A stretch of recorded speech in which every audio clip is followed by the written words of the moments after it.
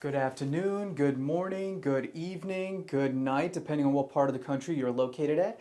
This is Jasir Jamal from Texas 1031 Exchanges, located down south of the country, of course. So before we get into this video, please understand that every single video I have published and that I intend on publishing in the future, including this one, every single thing that's being said in these videos is for educational and informational purposes only. Please do not consider or construe anything being said in these videos as any forms of legal or investment advice. Please always be sure to do your own due diligence and consult with your own CPA, your own tax attorney, or your own estate attorney before making any forms of major investment decisions, or whether they be in the form of 1031 exchanges or whether they'd be regular investment decisions in general. All right? So with that being said, let's get into the video. So you might have had a situation in which you just bought your replacement property and not all of your proceeds were injected in there. You got some proceeds left over, which is of course called BOOT, as you guys are familiar with it. And in all my videos by far, I have said that BOOT will be taxed. But now the question is, how will it be taxed? Is it going to be taxed at the ordinary income tax rate? Or is it going to be taxed at the long-term capital gain tax rates? Well, now in today's video, that's exactly what we're going to discuss. We're going to go through an example, and of course, you're going to see how these tax rates are going to apply and how much of a difference they can make. So without further ado, let's get into it. So let's say you have your replacement property right over here. I know that kind of looks like an ice cream in like a cup, but bear with me though. As I've said, my drawing is pathetic. So you had $400,000 in capital gain proceeds that you were going to use, but you only ended up injecting $300,000. And then that leaves you with about $100,000 worth of BOOT. And now this is going to be taxed. Now the whole question is, how is it going to be taxed? So now let's talk about that. So remember, these capital gain proceeds came out of your relinquished property. So it depends on how long you held your relinquished property for. If you held it for a year or more, of course that's going to be considered a long-term investment in the eyes of the IRS, and it will be taxed at these long-term capital gain tax rates that we've discussed and we're going to discuss right now. But if you held that property for less than a year, then of course, you folks know it's going to be a short-term investment, and the IRS is going to tax it at the ordinary income tax rates, which, by the way, are right here behind me. You see how big they are? You see how many more detailed and how many more ranges there are compared to long-term capital gain tax rates? That further shows that these are less complicated, but these are way more complicated. But anyways, let's go ahead and talk about it. So let's say that you held that relinquished property for about a year. No problem. Well, now you're going to be taxed at these capital gain tax rates, the easy ones. So let's see what your tax bill is going to end up being. Let me have my calculator ready so that I can make some calculations. So of course, as we've talked about before, you got the 0, 15%, 0, 15, and 20% tax brackets. And of course, it depends on how are you filing exactly and how much money you make. That's going to determine how much you're going to end up paying on this $100,000. So for the sake of this example, let's just say you're a very successful doctor or a successful attorney, and you're a married, actually let's not go with married, let's say single, and you're single, and of course you're a successful doctor and attorney, and you're making about, let's say, $600,000 a year. Well, guess what? Here's what the rates are if you're single, of course. And if you're making over $492,300 a year, in this case $600,000 a year, your capital gain is going to be taxed at 20%.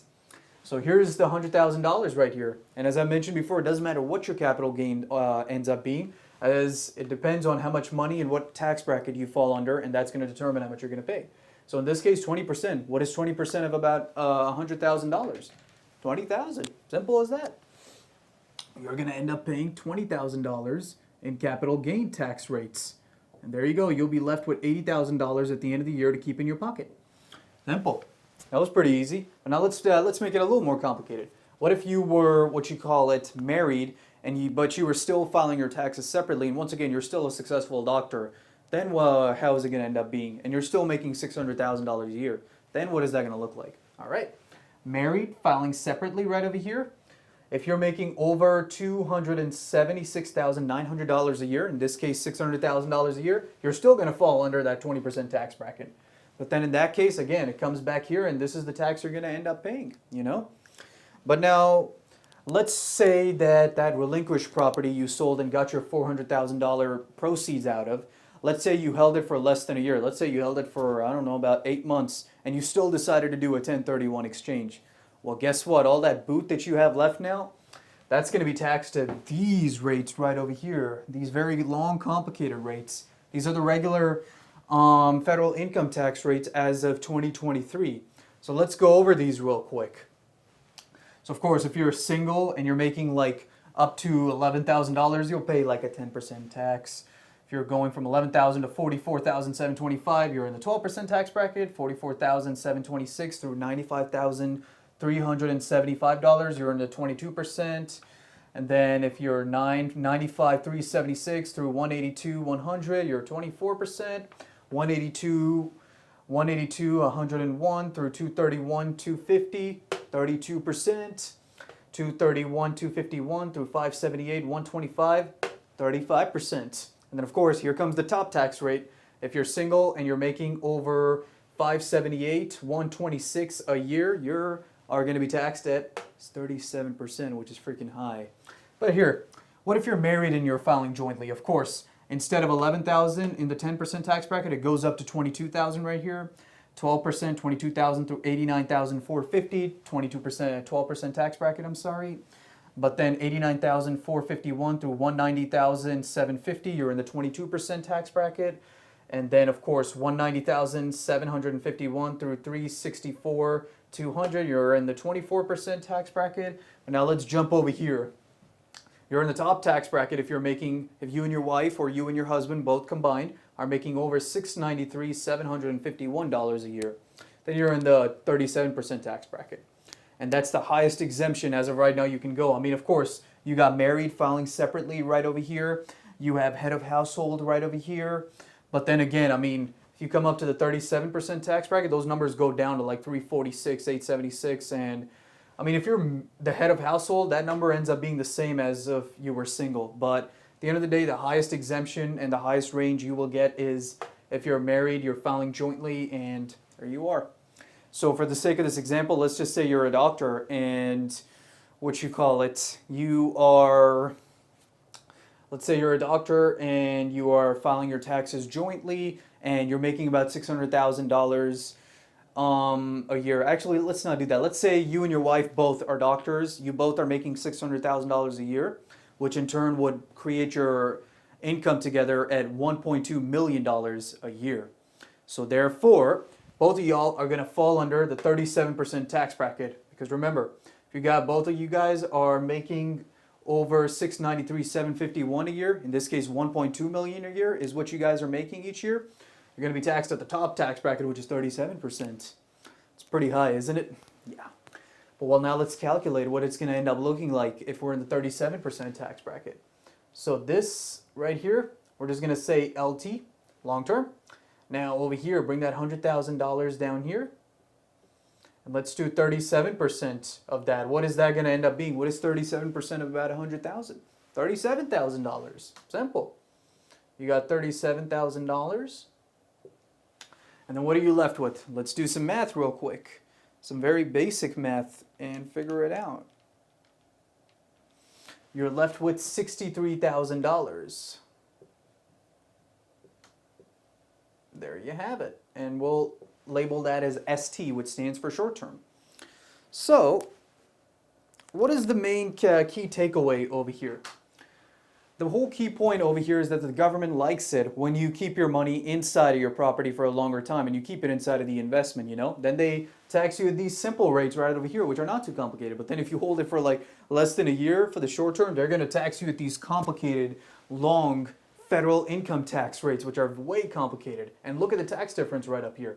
And we just went with a simple example. What if you were making like $1 million or so? What if you made like $10 million as boot? That would have, the tax bill would have gone up pretty heavily, you know? But right now, for the sake of simplicity, we stuck with $100,000. Look, if you held the property for a longer time and then you did a 1031 and you were left with some boot, $20,000 is what goes to the IRS if you're a wealthy doctor and you're making $600,000 a year. But then if you held it for less than a year and you ended up and you still decided to do a 1031 exchange, which y'all know my thoughts on that, but you still decided to do it, you'd be paying 37% given the fact that you and your wife are successful doctors making $1.2 million a year. And here you go. You would pay $37,000 in taxes and you'd be left with $63,000 in your pockets. So of course, as I've mentioned before, I mean, the whole lesson over here is to hold your investment for as long as you can and then do a 1031 exchange, because at the end of the day, I mean, if you do not do a 1031 exchange, you'll be taxed at these simple rates, or even if you do, you'll most likely defer your taxes. But just in case, if you end up getting some boot, which is the $100,000 right up here, you'll still be taxed at a lower rate and the burden isn't going to be that bad. And of course, I mean, you can always take advantage of how the filings work. If you and your wife file together at the end of the year, then I mean, you know, the income bracket is going to be a little higher, so therefore you guys can get a little leeway, you know.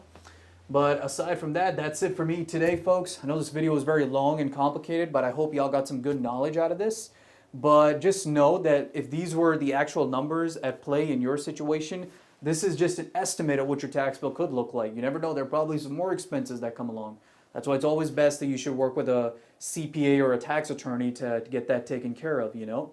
But aside from that, folks, that's it for me today. If y'all have any more questions, feel free to reach out. If not, I will see y'all in the next video.